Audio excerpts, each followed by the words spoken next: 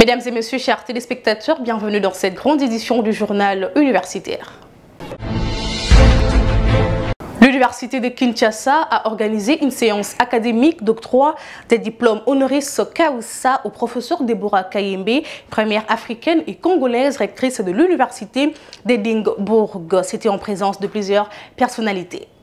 C'est une cérémonie riche en couleurs qui s'est déroulée le mardi 14 mai 2024 dans la salle Monekoso de l'Université de Kinshasa. Devant un jury composé d'éminents professeurs, le recteur de l'UNIKIN, le professeur Jean-Marie Kayembe, a présenté les objectifs qui a conduit son alma mater à décerner un diplôme honoris causa à la professeure Deborah Kayembe, entre autres pour son engagement dans la défense des droits de l'homme, la justice sociale, l'égalité des chances dans le domaine de l'éducation. Deborah Kayembe est la première femme africaine et congolaise devenue rectrice de l'université d'Édimbourg, l'une des prestigieuses universités européennes. Elle est avocate de formation. Professeure Deborah Kayembe est une image dans la lutte contre l'insécurité qui sévit à l'est de la République démocratique du Congo grâce à son implication dans l'assistance de victimes de guerre. Après lecture de la décision annonçant la remise des diplômes honoris causa à la professeure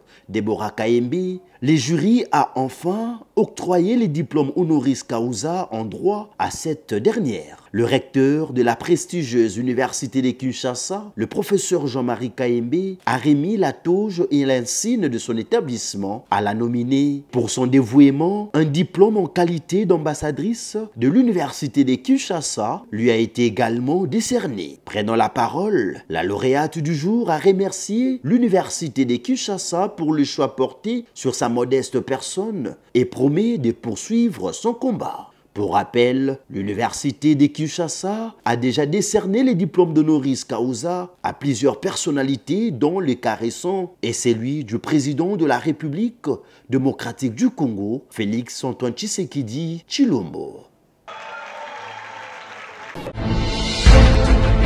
Évaluation de la qualité du traitement des informations financières informatisées en système comptable OADA au sein d'un établissement public en République démocratique du Congo, cas de l'Office national des produits agricoles du Congo, ONAPAC en sigle. C'est le sujet du mémoire d'études approfondies qu'a défendu le chef de travaux Ange Miaka de la faculté des sciences économiques et de gestion de l'Université pédagogique nationale. La cérémonie a eu lieu le mardi 14 mai de l'année en cours. Georges Ndelumbi et Christian Tupomba.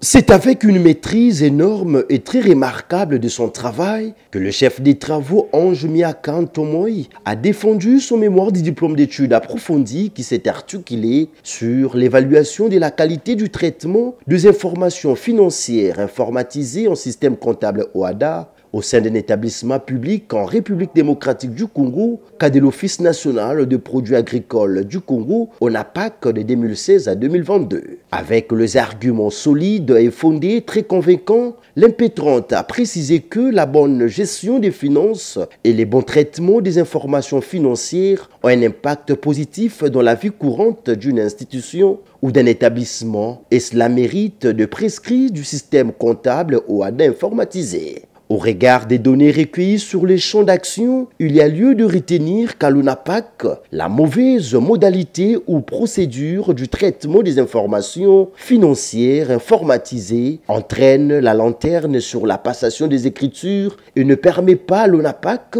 de disposer les informations financières à temps réel. Et cet établissement public ne dispose pas les outils informatiques de qualité, mais aussi les logiciels qu'il utilise ne répondent pas aux normes internationales, a stipulé la candidate avant de clôturer son allocution en proposant plusieurs solutions, entre autres un logiciel approprié et la modalité du traitement des dites informations par un schéma surnommé Minacompta. Au regard de son brillant exposé, voire lors des échanges avec le membre du jury, le travail du chef des travaux Ange Miaka a été jugé recevable avec la mention grande distinction. Le mémoire de Madame Miaka Tomoy Ange est reçu avec la mention grande distinction. Un résultat satisfaisant qui lui a poussé à mettre un accent particulier sur la quintessence de son travail. Les logiciels CESG que nous avons souhaité que prochainement, si les autorités de l'ONAPAC pouvaient faire en sorte qu'ils utilisent les logiciels proposés par l'OADA, ça serait meilleur pour le traitement des informations financières avec la procédure que nous avons disposée qui est schématisée Mina Compta. En termes de recommandations avec les autorités de l'ONAPAC, nous avons souhaité que le traitement des informations financières soit en ligne et se traite automatiquement au lieu que ça se traite comme ça se traite auparavant.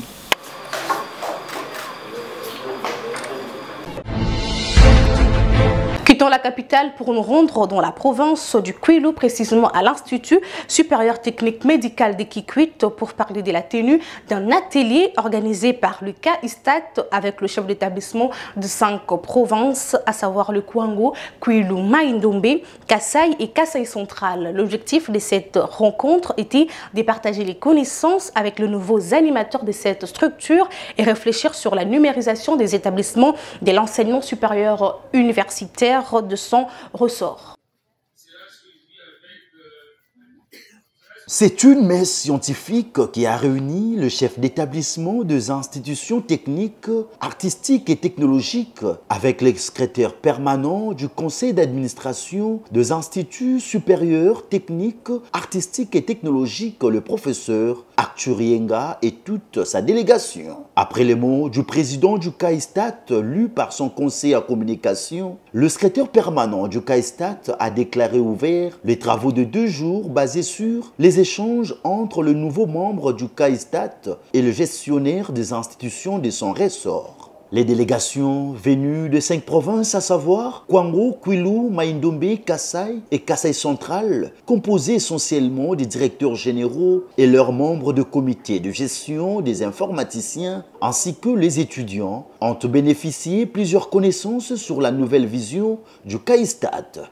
Le secrétaire permanent, le professeur Acturienga, a enrichi l'auditoire sur plusieurs sous-thèmes, notamment l'assurance qualité et sa mise en œuvre. Cette rencontre était également une occasion pour parler de la numérisation des services de l'ESU, la gestion du patrimoine, la coopération interuniversitaire, les modalités de paiement des quotités ainsi que la mise en œuvre effective du système LMD, des thématiques abordées par les conseillers du CAISTAT. Et à son tour, le secrétaire permanent n'est pas resté indifférent pour revenir sur l'importance de ces assises. Les intervenants qui ont exposé les thématiques, une satisfaction générale par rapport aux problématiques que nous avons abordées, la problématique de la réforme du LMD, la problématique de la numérisation, la problématique de l'assurance qualité que nous devons mettre comme critère de performance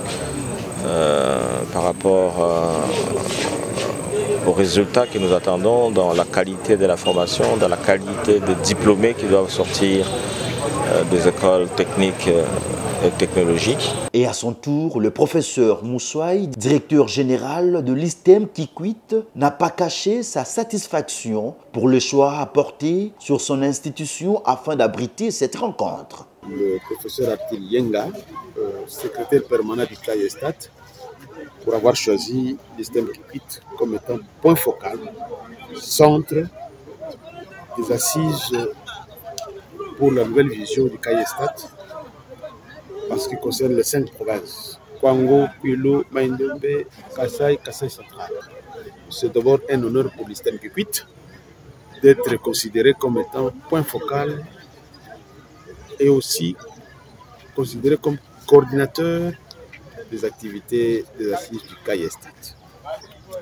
Au cours de ces assises, il s'est agi de la bonne gouvernance au sein des instituts supérieurs techniques, artistiques et technologiques, de l'actualisation du système LMD en vue de l'arrimage du standard international qui était complètement considéré comme un point de non-retour et qu'on ne pouvait plus en fait trop revenir en arrière plutôt que de pouvoir protéger le système LMD et l'aider à pouvoir s'installer malgré nos difficultés de suffisance. Signalons que cette initiative est la troisième après celle des institutions de Kinshasa et du Congo central et la nouvelle vision du CAISTAT est d'être en contact permanent avec les établissements de son obédience, d'où la mise en place d'un site web pour les interactions entre CAISTAT et les établissements de province a été présenté au public. Présents à ces assises, les directeurs généraux des établissements de l'enseignement supérieur et universitaire dépendants des CAISTAT ont loué cette initiative du nouveau secrétaire permanent des CAISTAT. Suivez. Nous avons appris beaucoup de choses dans cet atelier qui était basé sur le renforcement de nos capacités.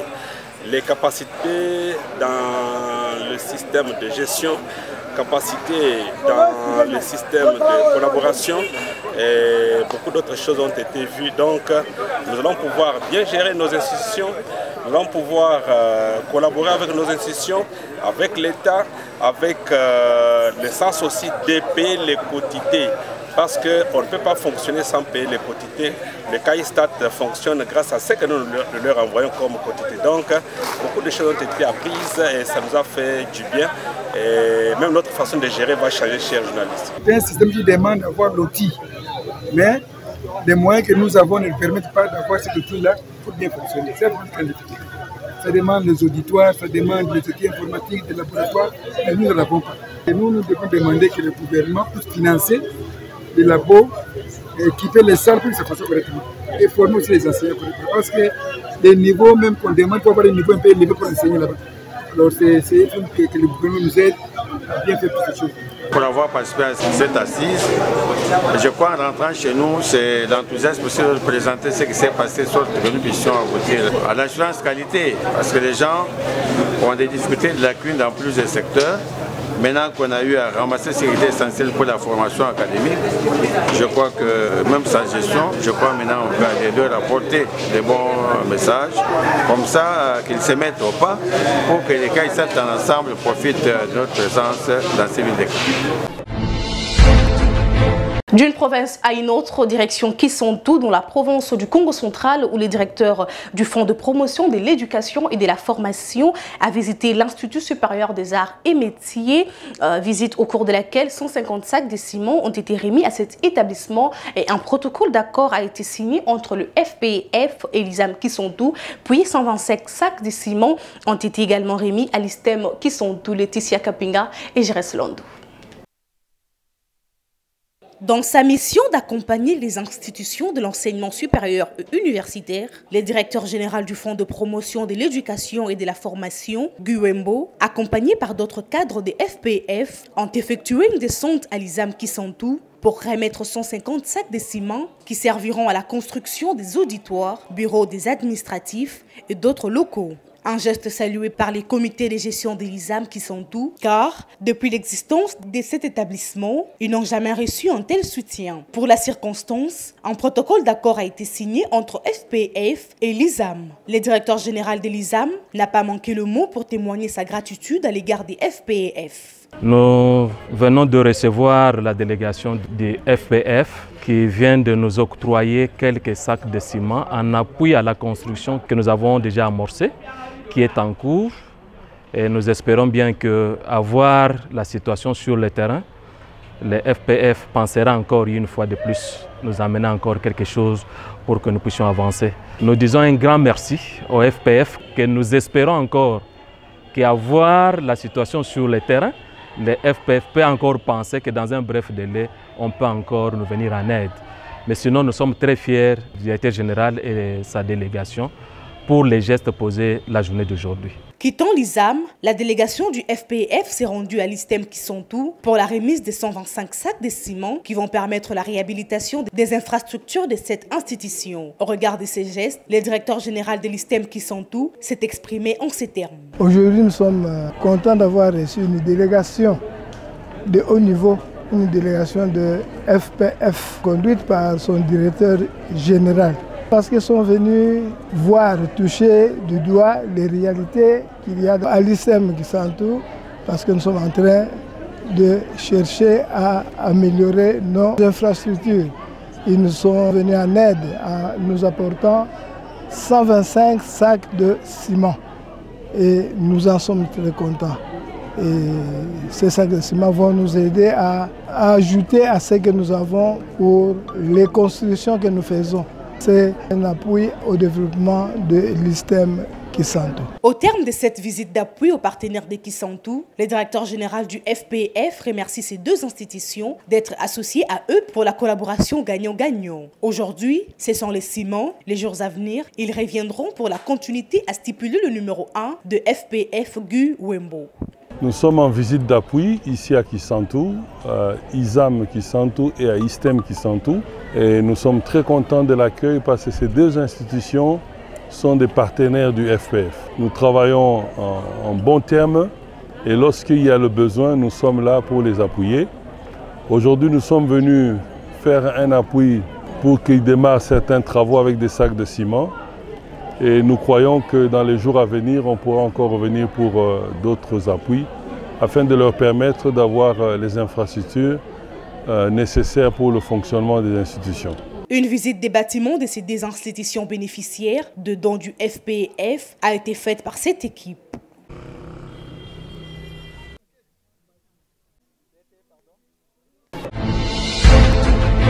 De retour à Kinshasa, la délégation facultaire des médecines de l'Université technologique Belcampus a organisé une conférence d'information le mardi dernier placée sous les thèmes « Cancer du col de l'utérus, actualité du dépistage à la prise en charge » en vue de sensibiliser la population sur comment lutter contre cette maladie. Reportage de Tonton Biongo. C'est par les mots des circonstances du professeur Jacques Sabiti Kiseta, recteur de l'Université technologique Belcampus, et le mot de bienvenue de Jérémy Loukouké, délégué facultaire de médecine, qu'a débuté cette conférence débat placée sous les thèmes « Cancer du col de l'utérus, actualité du dépistage à la prise en charge ». Pour ce faire, 3 sous-thèmes ont été développés, à savoir rappel embryologique et anatophysiologie de l'appareil génital féminin, abordé par l'étudiante Awa Aruna. Clinique diagnostique et prise en charge du cancer du col de l'utérus, enrichi par le docteur Blanchard Ibanda et le docteur Yves Loukouakou, s'est apaisanti sur les cancers du col de l'utérus, diagnostic histopathologique. Les 3 intervenants ont invité l'assistance à partager les informations reçues en ces lieux par rapport aux thématiques développées, mais aussi de sensibiliser la population sur cette maladie. Après jeu de questions et réponses, Jérémy Loukouké, délégué facultaire, a donné l'objectif de cette activité. C'était pour nous un réel plaisir de pouvoir organiser en ce jour cette conférence sur les cancers du col. Lesquels cancer est en train d'occuper une 4e place parmi les cancers qui rongent la femme. Alors il était important d'en parler parce que de nos jours, nous devons beaucoup miser sur la lutte. Voilà pourquoi il faudrait avoir plus d'informations afin de savoir sur quoi s'attaquer, comment se comporter. Parce que c'est ces virus qui est à la base, les virus, les Human Papilloma virus, les HPV, qui est à la base du cancer du col. Nous savons tous qu'elle est la petite fille entre 9 ans et 14 ans l'a pris aujourd'hui, est très vulgarisée et peut facilement contracter ces virus et développer des cancers à la longue. Voilà pourquoi il est important d'en savoir en tant que futur médecin et surtout en tant que médecin pour ceux qui étaient là pour pouvoir miser sur la lutte et sur la prévention. Et je suis en train de conscientiser aussi notre ministère des tutelles, le ministère de la Santé, mais aussi de l'Éducation, pour pouvoir mettre ensemble de projets afin de pouvoir lutter contre non pas seulement les cancers du col, qui est le 4e cancer de la femme, mais aussi les cancers du sein qui est en train de faire ravage dans notre pays, d'où il est important de miser sur cela afin de prévenir, mais aussi de trouver des moyens d'en guérir. Il faut signaler qu'à la fin de cette conférence, les doyens des facultés de médecine de l'UTBC a remercié et félicité tous les participants et les délégués facultaires pour cette belle initiative.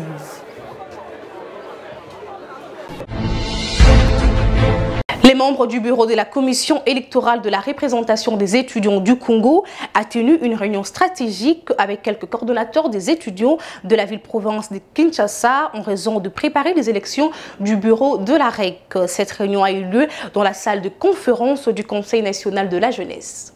Plusieurs coordonnateurs et vice-coordonnateurs des étudiants des différents établissements de l'enseignement supérieur et universitaire de la ville-province de Kinshasa ont pris part à cette réunion stratégique convoquée par la commission électorale de la représentation des étudiants du Congo pour préparer les élections du bureau de la REC. Après différents mots de membres de la dite commission, Héritier Belengo, président de cette commission, a fait savoir à l'assistance le rôle, la mission et les bien fondés de la REC. Mais aussi, il a invité ces derniers à participer massivement aux élections des dirigeants de cette structure dans les prochains jours. L'objectif de cette réunion, c'était des sensibilisations.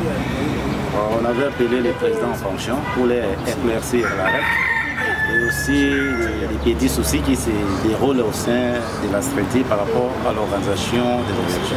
Alors, par rapport aux élections, souvent ça s'est fait ici à Kinshasa ou à une autre province selon les possibilités.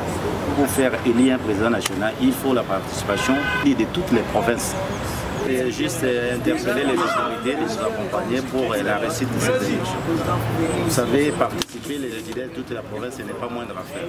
Comme la règle a été toujours soutenue par l'État congolais, nous appelons les autorités de nous accompagner et la participation des présidents en fonction, parce que c'est eux qui seront à l'honneur. Il faut noter que cette réunion s'est déroulée en toute quiétude.